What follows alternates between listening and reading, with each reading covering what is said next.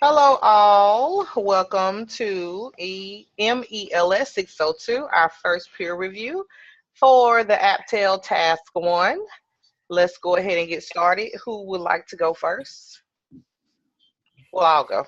You know me. All You're right, so hosting. let's just do it. All right, so first up is Chris. Okay. Um, so right here it says what is it? Is content supported or appropriate? Yes, information and content are aligned with the assignment. The second one for the rubric requirements, that's a 4, as well as the first one. All of the aspects of the rubric were met. It has been successfully unpacked. The quality, also a 4. As usual, great work, great information. Your narrative is straight to the point and describes how you're able to implement these high yield checklists weekly to monitor your instructional best practices. Also, the mechanics and the grammar, no issues. That's a 4. Organization, I did a 3, and it was just a suggestion. I put your writing is well organized and aligned with the APA standards. Just a suggestion. I think that if you were to use subheadings for each of the 5 Uh, elements, mm, that if this was to ever be published, that it would be easier for the reader to locate a particular, any particular section. right. And then, of course, your references are all properly cited. And I said, as usual, great work. I like and appreciate the fact that your narrative is straight to the point, no fluff. Your writing describes in detail how the Barzano, how your strategies are being utilized to monitor instructional best practices, and then a suggestion about the subheadings. Other than that, you know, good work. Great Thank job. you. Uh huh. Thank you. The subheadings have been added, and I added that after Dr. Todd had made the suggestion, and I gave it to my clinical coach for feedback, and he told me, he said keep the one checklist, but add this checklist also. So when you guys read my final one, it's got another checklist than what I already uploaded, and it's based on teacher empowerment. There was like 5 Whitaker categories on teacher empowerment and how they feel supported in that. So those are 2 things that have been added: the subsections and the uh, new teacher empowerment survey. So I've given those to teachers. I'm gonna start working on that tomorrow or Sunday. So Okay. All right. So other than that, good job. For you, Catherine, let me pull it up. Let's see. Same thing for you, of course. The first one, content is supported, information and content are aligned with the assignment. The rubric has been successfully unpacked, and let me tell you, you always have a massive amount of information I in talked. your in your writing. You know what? Sometimes I pull it up and I read, like sometimes I read you all's first. Because as you know, I'm a slow writer. I'm sorry. I just am. I'm trying to get better. I don't know. And I'm like, 35 pages. I just sit there like, how long is this document before I read it? Okay, now I um, get Red Bull. Okay. yeah. So, but you Uh, always have but you always have good information, and it's relevant to the rubric and what we're supposed to talk about. The quality, of course, it's great quality. I said, as usual, great work. I like the fact that your checklist is already ready to go. Like I could print it off tomorrow and go and check, yes. I like that you also added an innovative side. You went past just the basic, what is it, developing, accomplished. I like the way that you did innovative because some teachers are innovative and they take the basic strategies and make it fun for the students. Mechanics grammar, I didn't see any, problem with your mechanics of grammar. That's a 4. Organization is a 4. Oh no, no, organization is a 4. I'm sorry. And of course, your references are aligned and cited properly according to the APA standards. I'm no APA masters, but they look fine to me. And I put in comments. Once again, great work overall. It's always a pleasure to read your writing. However, you always have a massive amount of information, and sometimes could it be too much information? You know what I'm saying? I don't know. I don't know if because sometimes I'm wondering if I'm putting enough information. So I don't mm. know. What do you think about that? Well, I know when I'm writing it that it's a lot of information, Hmm. but I think my concern is I talk to my clinical coach and then I talk to my instructor and I kind of get some different things from both of them. And Hmm. I'm never quite sure who I should side with, because I'm kind of leaning toward the clinical coach because they're one of the ones who evaluates this document at the end. Right. But then my professor is the one grading it. So I'm not sure which to go with. So then in my head, I'm like, I'll just incorporate both. So that way, no matter who's reading this, then I've done everything that they've said. And in my head, I'm like, well, I'd rather have too much information than not enough. But so I know it's too much, or there's shorter ways to say it. I'm just scared to make it any shorter. Right. You want to make sure you have everything. Yeah. Right. So I apologize because in my head I'm thinking as I'm pulling up your guys', I'm like, they're gonna hate me. Just to really rub it in now. Yeah. So yeah, I know what you're saying. I agree. Yeah. I'm just trying to cover everything. I'd rather scale it back later. Right. Okay. Well, other than that, I think good job. Thank you. So, yeah. So that's for me. I'm done. You want to go, Heather? Or you want me to? I'll go. I'll go. I'll go. I'll do Chris's first. So for synthesis of course readings, resource, suggested sources, and narrative, I gave you a 4. I said the content of your papers paired well with your chosen resources. Each matches the 5 areas we were asked to address within the paper. I liked it because when you said something, then you would be able to support it with something in your writing. So that was easy for me to read, and I could really showed accuracy and that you validated everything you said. For the rubric, and I put this for both of yours, and I didn't. It's not that something was wrong. I just wanted clarification, because on the rubric it said that the candidate will conduct a literature review, but then when I went to that Purdue APA, it talked about how a literature review, like you not just summarize it, but you synthesize it as well, and you analyze it. And so I didn't like as far as how the author states this and this, it's validated because within this resource he does this. I didn't see that, but I didn't know if that's something this class is asking for, or if it's just sort of what we're expected to do, or if it's just, I don't know. I wasn't sure. So that's why I put that there. But so. Hello? Hello? Hello?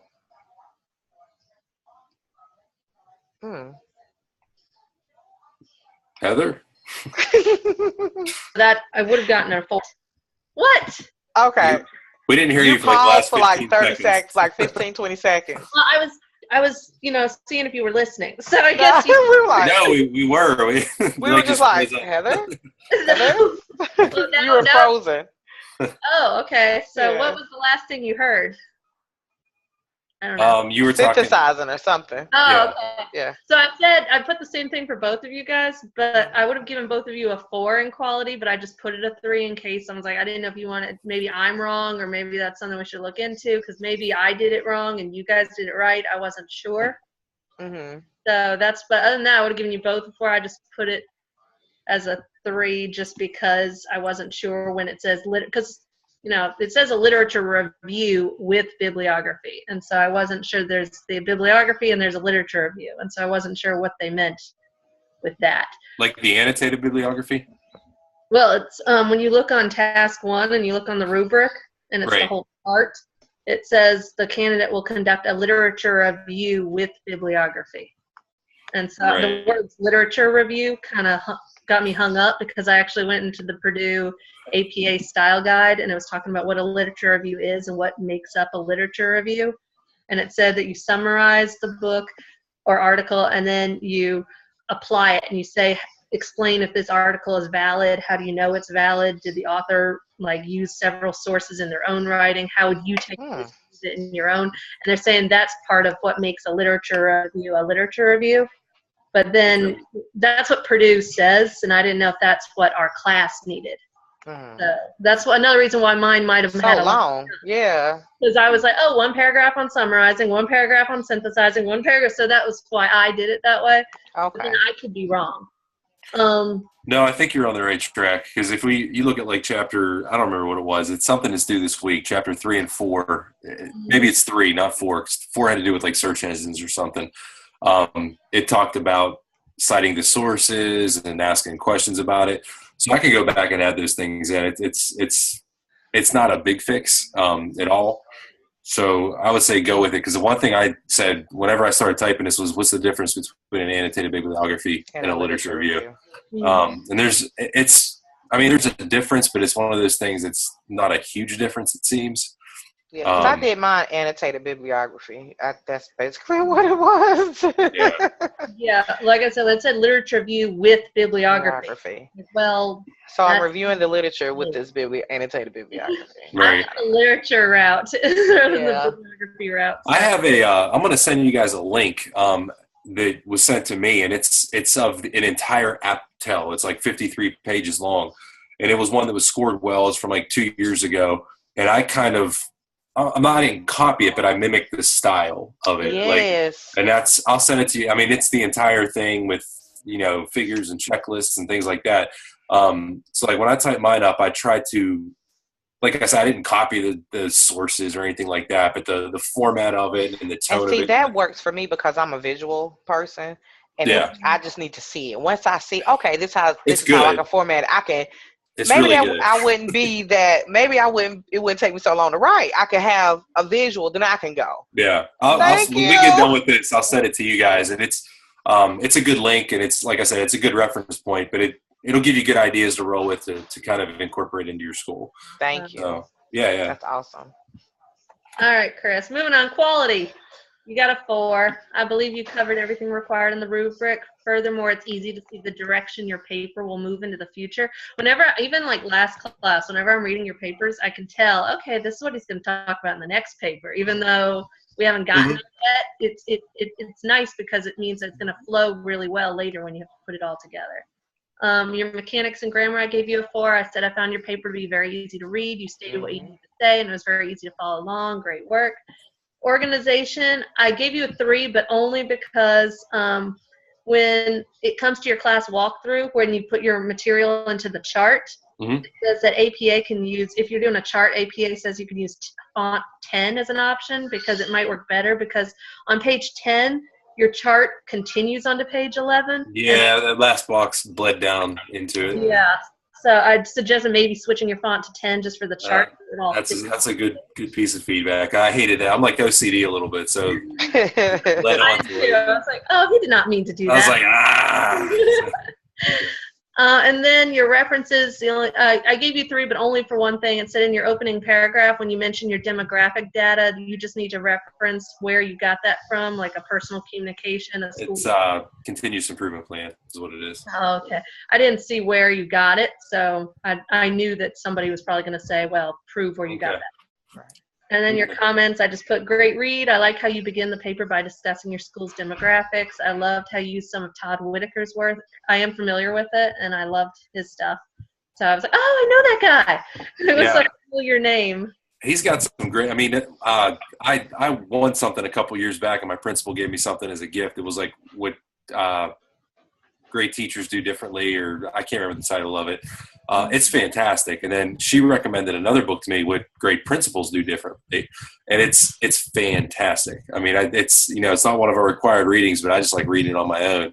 And I highly recommend it. I got it for like $10 on Amazon or something. It's a little paperback book, like 150 pages, but it's great. I really, really recommend it. What great principals do differently? What great principals do differently. I plan on pulling more from that throughout the MELS course, because it's logical, it's level-headed, it's simple, and I find in education we add a lot of bells and whistles on, and it just complicates things instead of just getting down to the nitty-gritty. To the point. Exactly.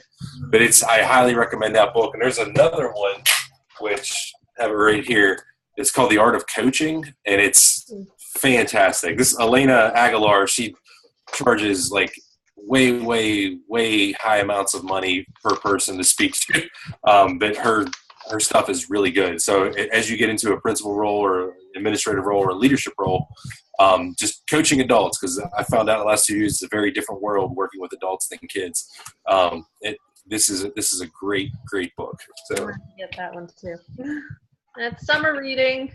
Yeah, it's good stuff. I love reading, but sometimes I like reading this stuff, and I can spend time reading this and kind of sink in. I highly recommend those 2 books. So The Art of Coaching and What great principals do differently. It's Okay. like 17 things you can do to your school or something like that. It's by Whitaker. It's really good. You'll just go to Amazon and search it. You'll find it. Okay. All right, Danielle, you ready for yours? Oh, honey, kill me softly, because let me tell you what. Go. I liked your paper. I thought it Oh, was very thank you. informative, and I always enjoy reading your stuff.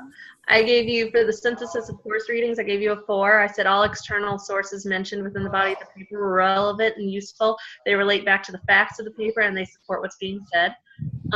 Your rubric requirements, again, I gave you a 3, but that was the same thing as Chris, just the whole literature review versus bibliography, vagueness, not sure what that is. That's why I gave you the 3, but again, it's something I might just be thinking and I might be wrong with.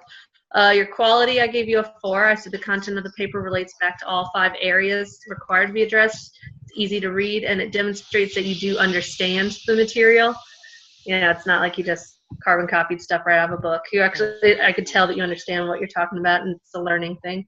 Mechanics and grammar, I gave you a 3. On page 11, your rubric, your little walkthrough has a couple words misspelled under the category like maximizing expectations, rigors. I think you misspelled those. Oh, okay. I know exactly. No, I'm gonna tell you what. I know exactly what you're talking about, because it was one of those things where I put in as a placeholder. I was like, I'll come back and fill that in, and I never went back to fill it in. So that's what that was. Because No. I did mine at 4:44 in the morning, and I've been getting up about 3 for the last 2 mornings. So yes, but it was because this. I don't know about you all, but this app Tell One, I was like, dang, this is a lot of information and a lot of research. And I didn't think that it was going to take me as long as it did. And I was like, good Lord. But yeah, those were placeholders to go back to fill in for the rubric. So I'm glad you caught that, because thank you. Your organization, I gave you a 3 only for one reason. I said on page 6, maybe give the table like a title or relate it within the narrative, because you're talking and then there's the table and it just says table, and then you got the table. But another placeholder. I was looking for like a table 1 below refers to something. So that's the only thing I suggested. And then your references, I said not a reference page. Yeah, I said under as mentioned in 601, I believe a reference page is still needed at the end. Let me tell you what.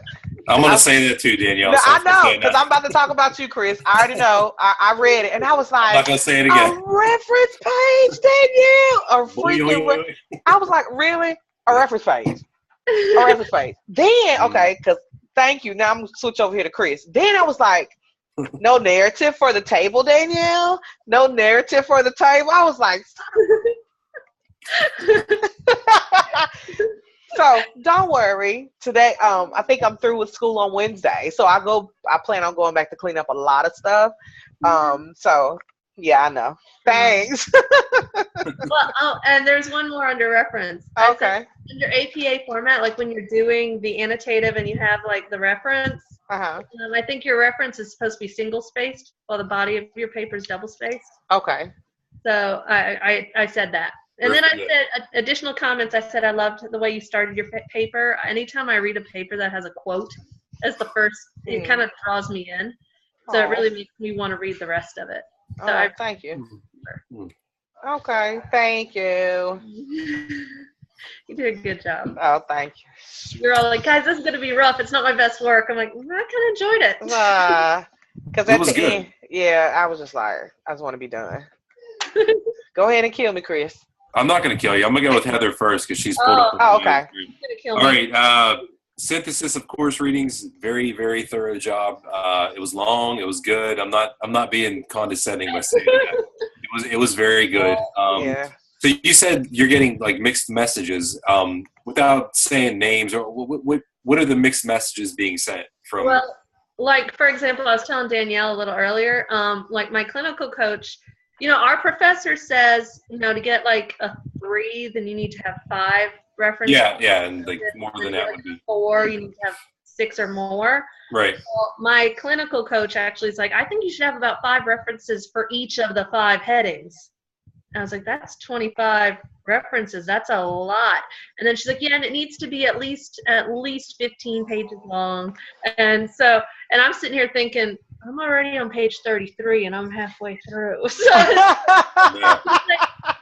and then she was, and so then I know in our course she was talking about how she kept talking about reminders of what we did with capsule. And then my clinical coach is like, no, that has nothing to do with what you're doing now. She's like, last class was about students. This class is more about teachers. But then in our class, I'm kind of getting this vibe about remembering what you did last semester to relate it to this class. And so I'm a little confused because it's, from what I've heard, the Aptel, the OMA, the KIT, when you put it all together, it's a school improvement plan. It is all related. That's what my clinical coach told me. That's why they have us doing it. So if you were a principal moving into a new school, this is how you formulate a school improvement plan. And so it does kind of, I'm seeing connections between at least the first three. But as for the 5 references, that's a lot. Wow. Yeah, I was like, I thought I was working hard, and now I feel like a slacker by the time she was done talking to me. And no, yours was great. Both of yours were great. So I'm going to go ahead and start with you, Heather, because I got yours pulled up right now. So anyway, synthesis of course readings, 4, very thorough. Research have done everything you're supposed to do with the requirements of the task. Rubric requirements, I gave you a 3, not being nitpicky, but, what do you plan on doing with the checklist? You gave the checklist, and it did not say narrative. And like I said, I'm going from the example that I saw, and I'll share that link with you guys. Who are you going to give the checklist to? What are you going to do with it? When you get it out, get the results, you just kind of laying the groundwork for what happens next, I guess, as you go into the task 2. Quality, I thought it was a 4, very high level of critical thinking. There were lots of thoughts to ponder and applicable information for any school out there that wanted to read it. And I emailed you guys my feedback because I think this instructor, Dr. Todd, is different than Dr. Bowen. Like, we have to upload what people say about us, correct? Where last semester, I feel like I uploaded what I said about you two. Is that correct? That's what I'm getting. Like the way we're supposed to respond to 2 other people, right? On the right. But if I looked at week 4 correctly, or week 1 of the ones coming up next, it said upload peer reviews of your work. So I took that as I'm gonna, whatever you guys, the peer reviews you give me, I upload those 2. Or last semester, I was uploading what I said about you 2. Oh yeah. Okay, so it's a little bit different. But anyway, mechanics and grammar, gave you a 3. I was not sure of the hanging indent when you did the hanging indent for it looked like an annotated bibliography. And I know it's a literature review. And the only reason I say that is the ones that I looked up online, just, what is a literature review? And the examples of a literature review, I didn't see a hanging indent. And that one example that I have that I'll share with you guys did not have a hanging indent. So I don't know if you're supposed to do that or not. I know maybe it doesn't matter because the content in an annotated bib is different than one in a literature review. I'm not sure of that. That may be something we want to ask Dr. Todd. I don't know. I'm not going to go with it, but if somebody said do a hanging indent, I'll do a hanging indent. It's not a big fix. I'll email her and ask her. And let me know, because it's just a matter of highlighting it and bumping it in. But organization 4, literally I said looked great. References, I said more sources than required. The format looked great. You had you had mucho sources. Trying to please everyone. Yeah, no, it was very good, Heather. Additional comments, very many good points to think about. On page 2, you discussed how teachers may not feel supported by their administration, and this is very important. They need to support them, or they're not going to get what they need to get out of them. You talk about how teachers feel isolated from their principals at times, and I think this is something that we should all be conscientious about. As we graduate, move into an AP role or a principal role, that we need to make our people feel not isolated, part of a team, that we care about them. Next one, I said, I also like the part on page 3 about creating a school climate of motivation. I think it's a key, but it's easier said than done. One thing that I've noticed in the role that I'm in is a lot of concerns. Hey, we can't do this. We can't do this. We can't do this. It has nothing at all to do with kids. It's about adult convenience. And that's our job every day is teaching kids. And on page 4, it's discussed how principals need to give their teachers personal autonomy. Creativity. We're in the business of thinking, and we don't like to be told how to think. So we have to give teachers that creative freedom, or they're not going to be productive. And one thing I've been coached on is what's known as PIE leadership, PIE, and it's protecting your teachers, informing them, and empowering them. And it works well. And last but not least, honestly, nice work. It was very thorough, very well written. I enjoyed reading it, as always. Danielle, moving on to you. There's nothing funny. Right. Just give it to me. Give it to me. There's nothing to give. It was good. Synthesis 4. You were able to read the material from credible sources and make connections to your goals as well as application to your school. Rubric requirements. I gave you a 3. You did, in fact, a checklist for the second part of task 1, but there was no narrative to that checklist. And same thing I told her on, and I'm going to tell you on right now. I was just curious, who are you going to give it to? What are you going to do with it? Where's it going next? What you use it for? Just a little bit of, I go with the impression that, hey, I know not that much about education. Just be a little more transparent. Quality, gave you 4. I felt the topics researched, discussed, and referenced were very thorough, credible, and they really gave a good picture of what you're trying to do with your APTEL. Mechanics and grammar, I gave you a 3, and I'm not going to go through some of the things that I noted on there. I did email it to you, but a couple little grammatical errors, a couple little phrases I would say, hey, try this instead. Organization, gave you a 3. APA seemed good. I still don't feel like an APA master, but I think you got to have a reference page. So, get a boom, boom, boom reference page. That's right. Just for saying that, she's not going to have a reference page for any of the following tasks. I dare you not to do it right now. I triple dogged it. All right. References. I said the in-text citing seemed very good. And let the reader know where you got your information gathered from, and a couple of comments. Very nice task 1. I really like the ideas on page 2 about having ideas for new ways to create teacher empowerment, but a leader must also figure out the time to make it happen. And that's what 10 minutes. A lot of what I notice is these are all great ideas, but we don't have a plan on how to actually incorporate it and make it work. Things sound good, and we need to go farther than actually sounding good and do it. I like the part at the bottom of page 3. It's very important to delegate responsibility, but you got to have trust to do that. And that's where I see sometimes things don't get done because people don't trust other people. I like the top of page 5 that a principal cannot only have the idea of encouraging teacher leaders, but there needs to be a specific plan to do this. So we can say we want to encourage, we want to empower, but what's your game plan for actually doing it? And I like the idea of a marketing plan at the top of page 8. That's one thing we did at our school was we kind of made a brand of our school this year. And we got to think of it like a business. I know it's not a business, but we have to think of it like a business because, to be fair, we live in a society where one line on Twitter or one line on Instagram or comment on Facebook, people think they know the big picture, and they don't. Right. Just one line can paint a picture. So you need to kind of advertise. And that's something that I think we don't do enough of in schools. And one thing that I always quote was, you guys ever watch the show Seinfeld? Okay. Well, the Kramer on there says, you don't sell the steak, you sell the sizzle. And you really do with schools. You have to sell the sizzle and sell a lot of the great things along with the data and is what it is stuff that says what your school is. But I really like the idea of a marketing plan, and I think that's something where, I think that's something a lot of schools can improve on because there's a lot of great stuff going on. You just got to advertise it. Right.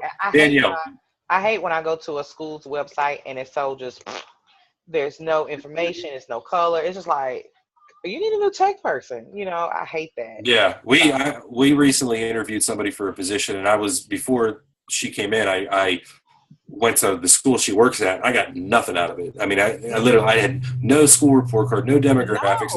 No. So it was like that affected all my questions I was going to ask them.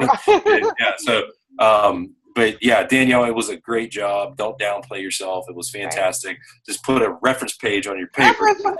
Of all things, that's like not putting your name, put your name on your paper. That's like not. No, I'm just playing with you. I'm just messing with you. Very, very good stuff. So thank you. Send us the link. It's Friday night. I'm gonna go relax. But I'll try to send it sometime tonight after it finishes doing its thing. Yeah, and I'll send you guys that link of that finished 53-page AppTel. It's a great little foundation to look off of, and it's got some good stuff. All right, you ladies have a wonderful evening. You too. Thank you. Bye-bye. Guys.